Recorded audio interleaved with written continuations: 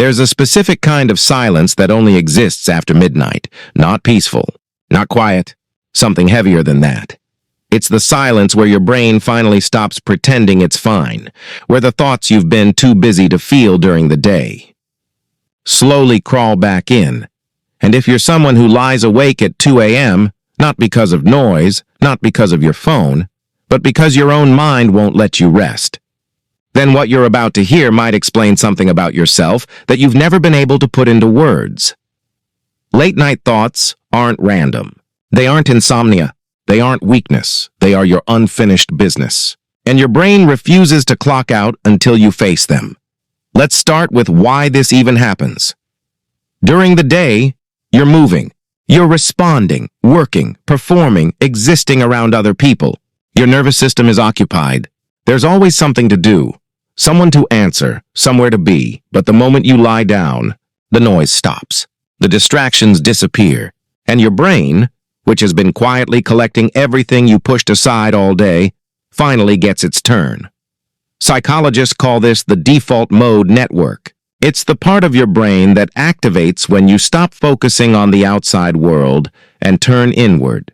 It's responsible for self-reflection, memory processing, and something researchers describe as mental housekeeping. Your brain doesn't shut off at night.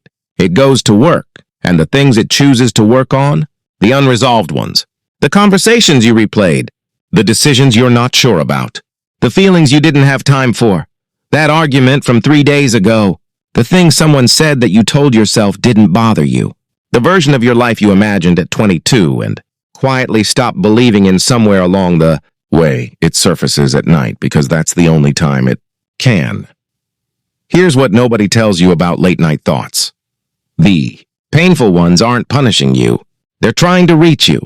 There's a reason certain thoughts keep coming back. Not because your brain is broken, but because something in you hasn't been heard yet. Something is waiting to be acknowledged, processed, or simply felt, even if just for a moment. Psychologist Carl Jung called this the shadow. The parts of ourselves we don't show the world, the emotions we consider inconvenient, the fears we refuse to name in daylight. At night, the shadow gets louder, not to destroy you, to speak to you. And most people respond by reaching for their phone, scrolling, distracting, doing anything to avoid the stillness, which works until the next night, when it comes back louder. But here's the part that changes everything. The people who learn to sit with their late-night thoughts, not fix them, not fight them, just sit with them, are the ones who slowly start to understand themselves in a way most people never do. Because those thoughts, as uncomfortable as they feel at 2 a.m., are also some of the most honest moments you will ever have with yourself. No performance, no audience, no version of you trying to look a certain way, just you.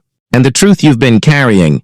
There's a kind of quiet courage in that, in not running from your own mind, in letting the heaviness be there without immediately trying to make it lighter. Late-night thoughts aren't a problem to be solved. They're a conversation you keep postponing with yourself, and the longer you postpone it, the louder midnight gets.